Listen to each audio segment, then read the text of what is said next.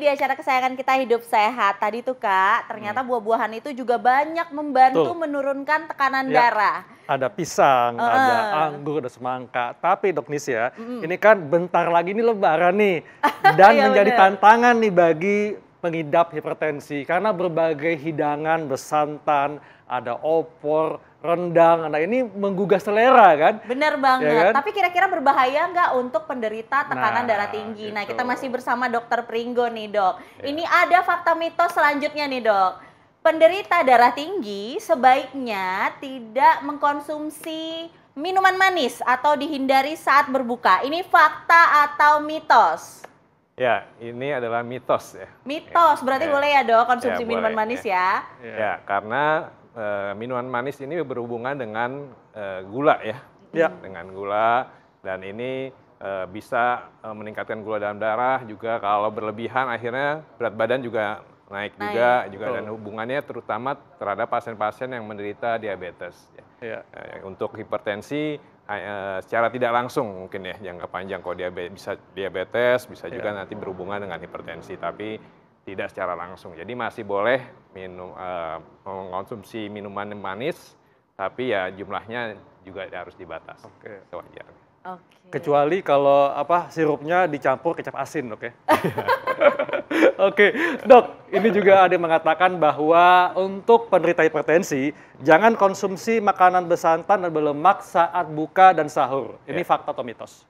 Ya ini juga mitos ya. Jadi pasien-pasien hipertensi masih boleh ya. Tapi dibatasi lagi-lagi ya. Tadi karena bersantan atau berlemak ini mengandung lemak jenuh, ya kan? Betul. Lemak jenuh. Nah, lemak jenuh ini bisa meningkatkan resiko tadi LDL meningkat, nanti ujungnya ke arteriosklerosis ya, arteriosklerosis ya. Jadi tetap bisa, namun lagi-lagi jumlahnya ya, bukan tidak boleh sama sekali. Jadi dibatasi kalau itu bagian dari konsumsi makanan yang seimbang, kan masih membutuhkan pasti ya lemak ya, tapi jumlahnya harus dibatasi. Jadi masih boleh, tapi jangan berlebihan. Karena kalau sama sekali dihindari juga apa nikmatnya hidup Dok ya Bang? Kan udah puasa, terus makannya juga yang hambar semua, apa enaknya kan? Iya boleh, tapi jangan berlebihan. Nah Dok, tapi ini ada lagi nih Dok, fakta mitos nih Dok.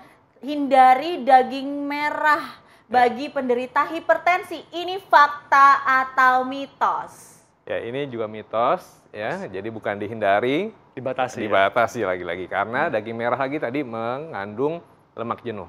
Lemak jenuh bisa meningkatkan kolesterol LDL ya, jadi dibatasi, jadi dipilih mungkin daging merah yang nggak banyak mengandung lemak, terus jumlahnya gitu ya, itu mungkin bisa mengurangi resiko tersebut.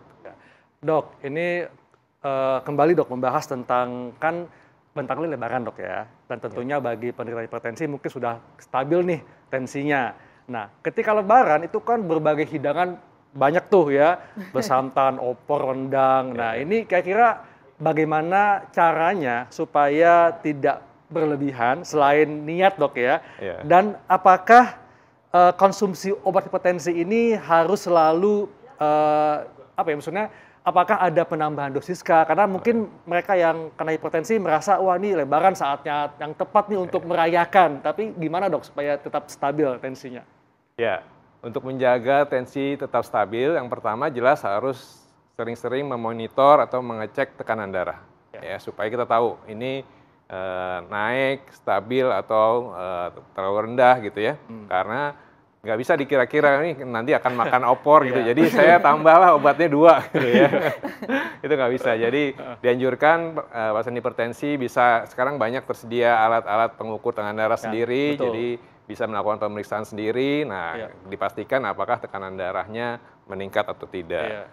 Lalu juga tadi makanan harus diperhatikan, yang mengandung garam gitu ya, yang terlalu banyak kalorinya atau lemaknya itu nanti bisa mempengaruhi tadi disebutkan berat badan meningkat ya, jadi lebaran. Jadi lebaran Dok ya? Jadi lebaran. Jadi ini kalau lebaran itu juga mempengaruhi tekanan darah nanti kalau terjadi peningkatan berat badan yang berlebihan gitu. Jadi harus diperhatikan tadi konsumsi garamnya, lalu cek tekanan darah dan juga jangan sampai terjadi peningkatan berat badan di saat lebaran.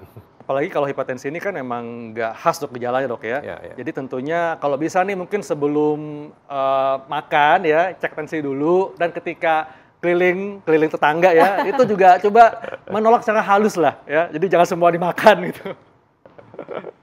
Nah dok, untuk orang-orang obesitas nih dok, itu bahaya nggak sih jika terkena tekanan darah tinggi? Ya, jadi pasien-pasien dengan obesitas nih memang pasien-pasien yang berisiko untuk tekanan darah tinggi atau hipertensi ya. Karena obesitas sendiri itu salah satu faktor risiko tekanan darah tinggi. Jadi harus dicek tekanan darahnya. Kalau memang masuk golongan yang hipertensi, tekanan darah tinggi harus diobati dan menjalani perubahan gaya hidup untuk mengendalikan tekanan darahnya. Oke.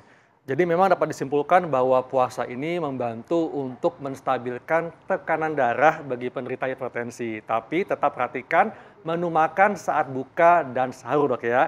Dan ingat ketika lebaran jangan berlebihan, tetap pantau tekanan darahnya. Nah dok, tips dok untuk hipertensi nih yang supaya siap-siap menghadapi lebaran tetap terkendali tensinya.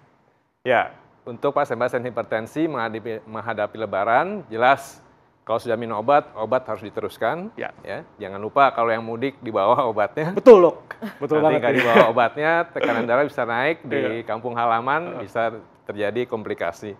Yang berikutnya jelas pertahankan gaya hidup sehat supaya tekanan darah tetap baik, yaitu asupan garam jangan berlebihan, banyak asupan sayur dan buah, dan jangan lupa juga aktivitas fisik. Ya, sempatkan saat lebaran atau saat mudik di kampung halaman berolahraga atau aktivitas fisik seperti jalan gitu ya, bersepeda supaya mengendalikan tekanan darah. Oke, dan tentunya tetap happy, tetap bisa terkendali emosinya karena membantu untuk menstabilkan tekanan darah. Iya benar sekali, dan jangan lupa pemirsa yang kata Dr. Haikal tadi bahwa darah tinggi itu silent killer ya. Betul. Jadi deteksi dini itu sangat diperlukan, jangan tiba-tiba nanti ada keluhan baru kita pusing. Betul, karena yang ditakutkan komplikasi ya dok Nis ya. Iya benar banget. Terima kasih Dokter Pringgo. Baik dok, terima kasih untuk penjelasannya. Informasinya yang luar biasa. Iya. Nah dok Nis, nanti setelah ini ya ada informasi tentang bagaimana memilih daging untuk hidangan lebaran. Wah, karena lebaran ini identik banget dengan daging ya Dokter Haikal. Kayaknya nggak afdol gitu kalau kita lebaran nggak makan daging ya dok ya. Nah kita akan simak saat lagi, tetap di Hidup Sehat.